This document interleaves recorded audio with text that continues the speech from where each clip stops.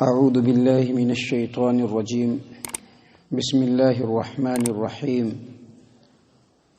وَأَقِمِ الصَّلَاةَ طَرَفَيِ النَّهَارِ وَزُلَفًا مِّنَ اللَّيْلِ إِنَّ الْحَسَنَاتِ يُذْهِبْنَ السَّيِّئَاتِ ذَلِكَ ذِكْرَى لِلذَّاكِرِينَ وَاصْبِرْ فَإِنَّ اللَّهَ لَا يُضِيعُ أَجْرَ الْمُحْسِنِينَ۔ محترم سامعین کرام، یہ سورہ ہود ہے، سورہ ہود سورہ نمبر 11، اور اسی صورت سے ابھی آپ کے سامنے آیت نمبر 114 اور آیت نمبر 115 تلاوت کی گئی ہے۔ معزز سامعین کرام، یہ دونوں آیات نصیحت کے اعتبار سے بہت بلند ترین ہے، عمل کے اعتبار سے بہت اہم ترین ہے، اور خوشخبری کے اعتبار سے مسلمانوں کے لیے بہت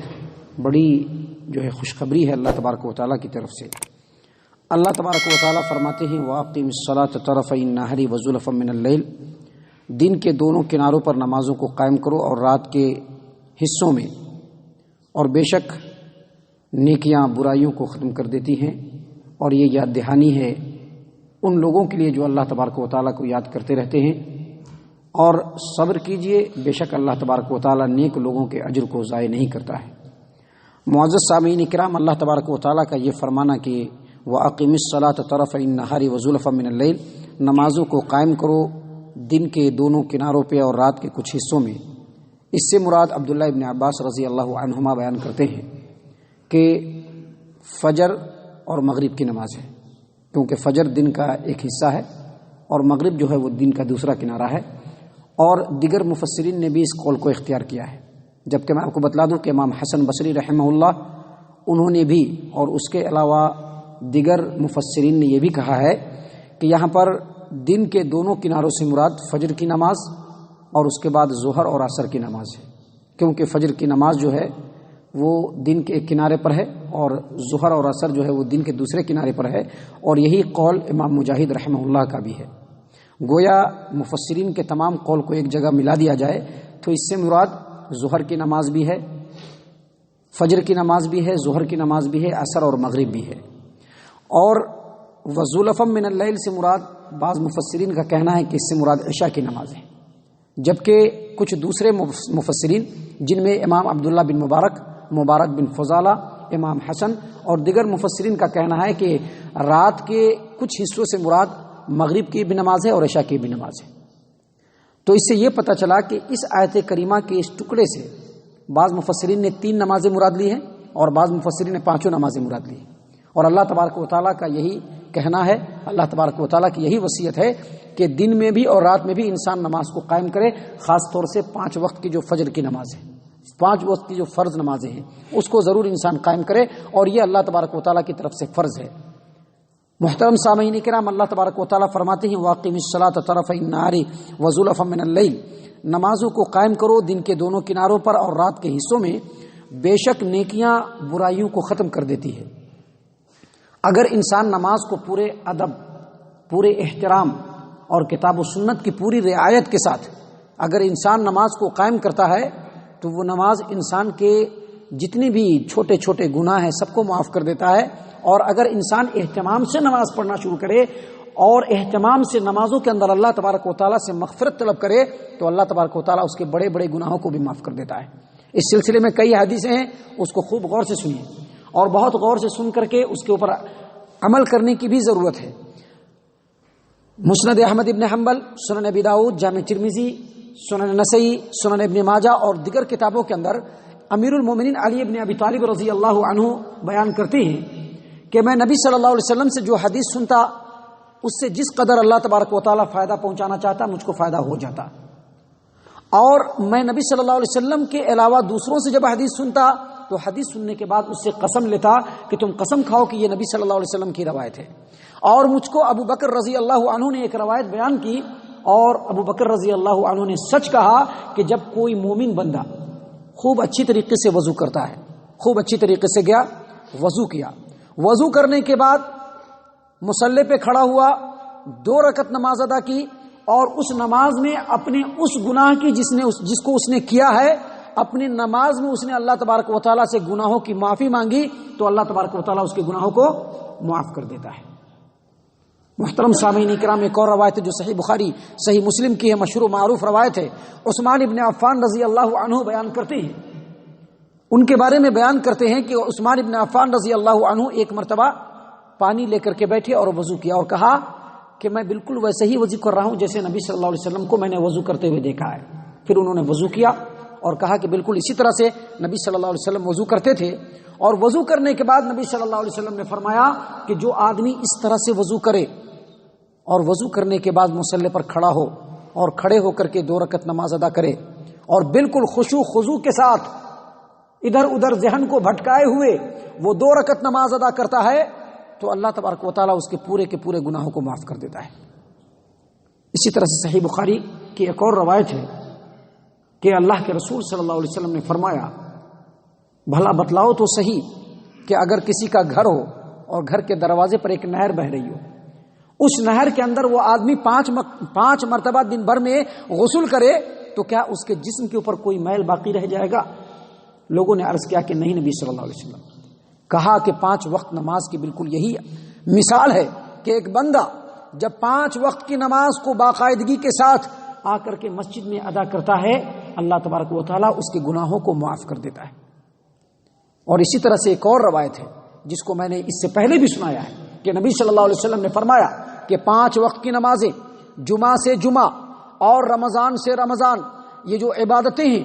درمیان کے تمام ٹائم کی جو چھوٹے چھوٹے گناہ ہے اللہ تبارک و تعالیٰ ان تمام گناہوں کو معاف کر دیتا ہے، شرط یہ ہے کہ بندہ کبیرہ گناہوں سے بچے۔ محترم سامعین کرام، ایک اور روایت ہے جس کو بہت غور و فکر کے ساتھ سنیے، اللہ کے رسول صلی اللہ علیہ وسلم کی حدیث ہے۔ اس حدیث کے اندر عبداللہ ابن مسعود رضی اللہ عنہ بیان کرتے ہیں، اور یہ حدیث صحیح البخاری کتاب الصلاح باب الصلاۃ کفارۃ کی ہے۔ عبداللہ ابن مسعود رضی اللہ عنہ بیان کرتے ہیں کہ ایک آدمی نے ایک انصاری عورت کو بوسہ لے لیا۔ بوسہ لینے کے بعد اس عورت نے نبی صلی اللہ علیہ وسلم کو بتلایا کہ فلاں آدمی نے ایسا ایسا کام کیا ہے، اس کو بلایا گیا۔ اس کے بعد اس نے نبی صلی اللہ علیہ وسلم کے ساتھ نماز پڑھی۔ اسی وقت اللہ تبارک و تعالیٰ نے قرآن کریم کی یہ آیت کریمہ نازل کی، وَأَقِمِ الصَّلَاةَ طَرَفَيِ النَّهَارِ وَزُلَفًا مِّنَ اللَّيْلِ إِنَّ الْحَسَنَاتِ يُذْهِبْنَ السَّيِّئَاتِ ذَلِكَ ذِكْرَىٰ لِلذَّاكِرِينَ، کہ نمازوں کو قائم کرو دن کے دونوں کناروں پر اور رات کے حصوں میں بھی، اور بے شک نیکیاں انسان کے برائیوں کو ختم کر دیتی ہے۔ اور یہ نصیحت ہے کن کے لیے؟ جو اللہ تبارک و تعالیٰ کو یاد کرتے رہتے ہیں۔ محترم سامعین کرام، دراصل ان تمام احادیث کو آپ سامنے رکھیں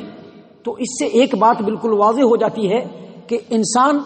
اگر عملی اعتبار سے مضبوط ہو تو اس کے گناہ معاف ہوتے بھی رہتے ہیں اور وہ گناہ سے دور ہوتا بھی رہتا ہے۔ انسان کی زندگی میں گناہ اس کے نیک عملوں سے 3 طریقے سے دور ہوتا ہے۔ ایک یہ کہ انسان اگر نمازوں کی پابندی کرے اور اللہ تبارک و تعالیٰ کی اطاعت و فرما برداری میں لگا رہے تو سب سے پہلے اس کے گناہ معاف ہو جاتے ہیں۔ دوسری بات، انسان اگر کثرت سے نمازوں میں مشغول ہو جائے اور اللہ تبارک و تعالیٰ کی عبادت کرنا شروع کر دے تو گناہوں کی عادت اس سے چھوٹتی چلی جاتی ہے۔ اور تیسری بات، جس سماج و معاشرے میں کثرت سے لوگ نماز ادا کریں گے اور کثرت سے لوگ اللہ تبارک و تعالیٰ کی عبادتیں کریں گے تو اس معاشرے کے اندر گناہ اپنا سر اٹھانا بند کر دے گی۔ محترم سامعین کرام، ان تمام باتوں کو اگر آپ سامنے رکھیں تو اس سے یہ پتہ چلتا ہے کہ انسان نہایت کمزور ہے۔ اللہ تبارک و تعالیٰ کا فضل اور اس کی توفیق نہ ہو تو انسان برابر گناہ کرتا رہے۔ اللہ تبارک و تعالیٰ قرآن کریم میں دوسری جگہ فرماتے ہیں،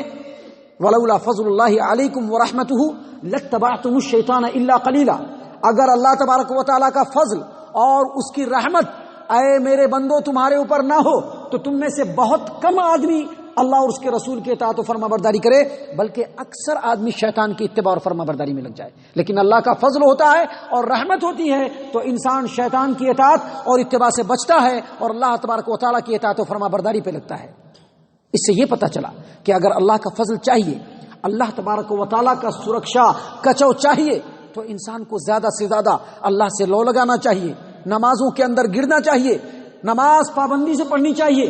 جہاں پر اللہ اور اس کے رسول کا فرمان آئے فوراً تمام چیزوں کو چھوڑ کر اللہ اور اس کے رسول کی اطاعت و فرما برداری میں لگ جائے بندہ تو اللہ تبارک و تعالیٰ کا فضل ضرور نازل ہوگا اور انسان گناہوں سے دور ہوگا، اس کے گناہ معاف ہوں گے اور اللہ تبارک و تعالیٰ اس بندے کو یقینی طور پر اس دنیا میں ایک بہترین بندہ بنا کر کے اس کی زندگی کو آخری لمحے تک لے جائے گا۔ محترم سامعین کرام، اللہ تبارک و تعالیٰ اسی بات کو یہاں پر بیان کرتے ہوئے فرماتے ہیں وَأَقِمِ الصَّلَاةَ طَرَفَيِ النَّهَارِ وَزُلَفًا مِّنَ اللَّيْلِ، اے میرے پیارے بندو نمازوں کو قائم کرو دن کے کناروں میں بھی اور رات کے کچھ حصوں میں بھی، اور بے شک نیکیاں انسانوں کی برائیوں کو ختم کر دیتی ہے۔ ذَلِكَ ذِكْرَىٰ لِلذَّاكِرِينَ، اور یہ نصیحت ہے ان لوگوں کے لیے جو نصیحت حاصل کرتے ہیں،